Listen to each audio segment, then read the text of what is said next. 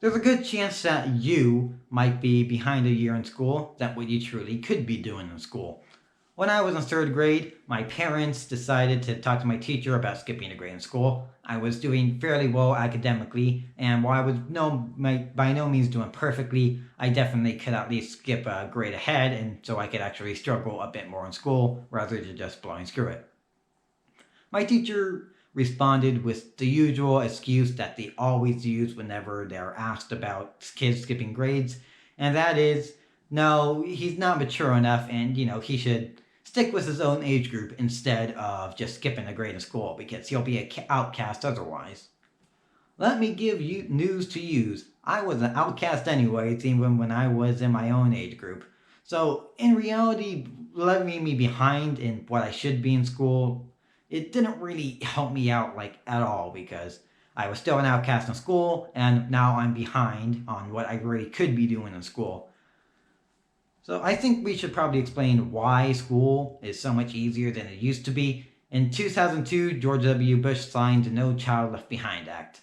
This act made it so that you weren't able to leave a kid behind, as the name implies. If a kid was struggling in school, you couldn't simply ignore him or her. You would have to actually put resources and give all the effort you can to that kid to make sure that they actually pass the course and that they have the resources they need to do well academically. And while this sounds great on paper, there's actually one major flaw in this thing, and that is you can lead a horse to water, but you can't force it to drink it. Turns out most of these kids were doing poorly in school not because they actually didn't have the resources to do well in school, but simply because they didn't care enough to do well academically. I'm sure we all knew that one kid, like the class clown. He was always messing around in class, always cracking jokes around the class, and the teacher would constantly get mad at him for not focusing academically, and that showed through his grades. And the thing is, no matter how much time you spend on that kid, he or her is not going to do any better than they would if you were to just leave them alone. So that leaves with a bit of a problem, since you can't take the kids who are struggling and bring them up here because, well, they don't care about doing well in school. So if you can't bring them up here, what do? Well, it's quite simple. Instead of taking the struggling kids and bringing them up here, you instead take everyone else and bring them down to the struggling kids standards. And this is why school is so much easier than it was, say, in like your parents' days. 30 years ago, it used to actually be hard to get straight A's. But now, I knew like in one class, like 25% of the students were getting straight A's. So, being able to do well in your own grade level, I hate to burst your bubble, but if you're getting straight A's, that's just not very special anymore. And that being said, I don't think the No Child Left Behind Act formula is destined to fail. I do very much well think it could work because of this. Basically, if we were to have all the struggling kids and keep them in their grade level, but we were to take some of the kids who are doing well and bump them up a grade or two, well, then you would actually be able to equally spread out the resources needed to teach kids academically. The struggling kids would still get the resources they need, while the kids who are a bit more who are doing well will be able to go up a grade, and they'll be able to get the resources they need to further learn rather than just blowing through the courses without the teachers ever having to look at them. And that is actually where the problem with the system comes in, is that teachers do not want you to skip grades. The school system doesn't want to skip you to skip grades either. The teachers don't want you to skip grades because if they actually bump you up a grade, they have to, teach you and do their job with you rather than just ignoring you and let you play on your laptop all through the grade school. And so if they just ignore you and don't tell you that, hey, maybe you can skip up a grade, they never have to teach you. So they can just so they can focus more on the struggling kid rather than help you out. So it allows them teachers to be a bit more lazy and not put more effort into you than they absolutely have to, which is why the teachers don't like skipping kids up a grade. And the reason why the school system doesn't like skipping up a grade is because when at the end of course exam is not an exam for the students, it's actually an exam for the school system. And this end of course exam does not consider if they skipped a grade or not. So that means if you were to skip me up a grade, I wouldn't be able to get near perfect scores, and as a result, it will make the school look worse. Because if the school simply has kept me in my grade, it looks like they're doing really well and, teaching this amazing student. When in reality, the school system didn't do anything and just ignored that kid. So since it doesn't reward bumping up kids up a grade, the schools simply aren't going to tell you it's an option, and they aren't going to tell you that, yeah, you're way smarter than what you should be doing in your grade level right now. So let's get to my story. My story starts with private tutoring for math. I was doing private tutoring for math because I like math and I'm good at it. So I ended up getting around ninth grade level math for my private tutor. So as a result, we decided, okay, this time we're just going to ignore the teacher and we're going to skip 2 grades in math because I can easily do so. So what we learned from that was is that at least in the state of Texas and at my school, we were allowed to test out of a course. Basically, you would take the end of course exam that you would normally take at the end of that school year, and after you do that, if you get an 80 or above, you would be able to skip that course and move on to the next one. So doing that, we were able to skip 2 grades, and I was able to get all the way up to 9th grade math, but I was still in the same grade level for the rest of my courses. And then after that, the pandemic came along, and that's when I really started getting serious about skipping grades. And when the pandemic started, my school got really dumbed down to what it was before because they did not adapt well at all to the pandemic. Like, you could finish all your coursework in about 45 minutes, and most of the assignments was basically the equivalent of, are you here? Click the check mark. Congratulations, you're done with that course for the day. So doing that, because of that, during the summer break, I decided I was going to try to put more effort into skipping some more grades. First things first, I skipped out of 8th grade. And in order to skip middle school, essentially, you only actually have to take 3 credits in order to do so. Because only 3 credits a year actually matter whether you pass or fail. The rest of them, you can fail, it doesn't matter.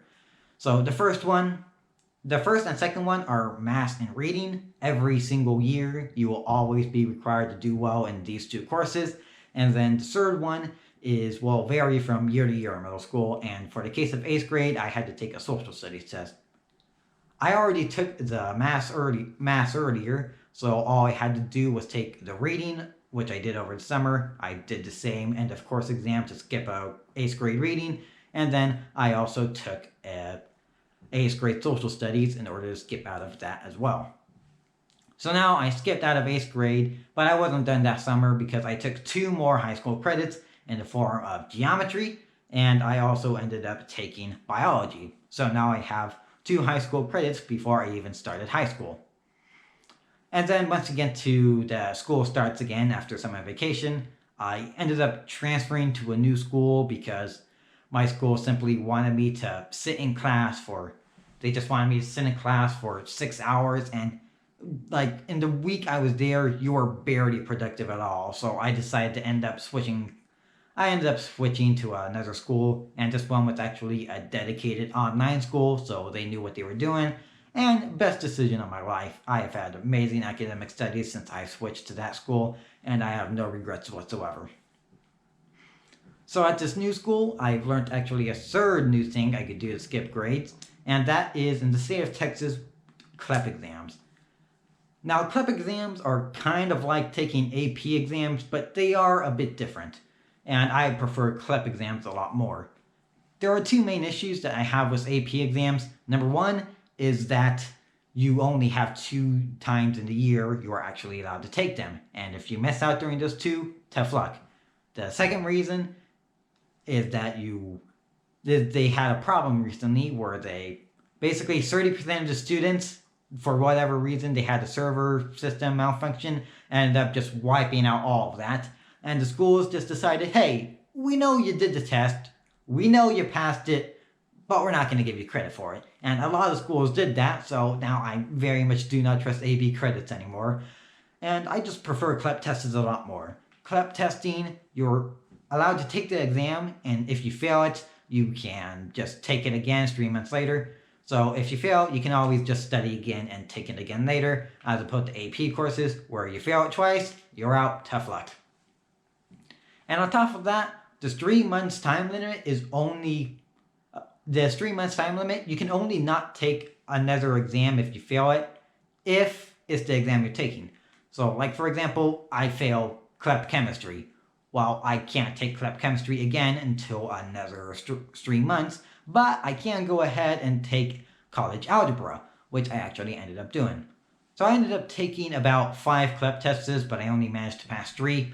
The first one was, again, Algebra 2. The second one was another social studies credit. And the last one was English, which I was able to take out, which I am really glad because I'm able to not do 12th grade English now. And I'm all in all not that great in English. Great at math, bad at English. Your usual thing. And after the CLEP testing and all is said and done, I was basically able to skip 8th grade, and I took 9th grade normally, and then I was also able to skip 10th grade. There are a lot of little details I'm leaving out here, but they're not really that important. And my main point is that you very much could also probably skip at least a grade in school. Or if you're in high school and you're doing well in a subject, you should very much see if it's a possibility that you could skip a grade in that subject, because the sooner you get these credits down, the sooner you'll be allowed to live your life how you want it instead of wasting your time at school learning not very much useful information for the real world. And if you don't really care about school that much, I understand, but I will give you one reason why I think you should consider skipping grades. Whenever I did the summer school thing, the chemistry took me about 50 hours to complete the course. That wasn't 50 hours of me studying for me to complete the course. This was an actual course I was taking, and I wasn't simply testing out of it. So I was able to take out the chemistry in about 50 hours, which brings us to the question, if I were to go to high school and take the chemistry that way, it would take me around 180 hours to get that same credit. So what is the school doing for 130 of those hours?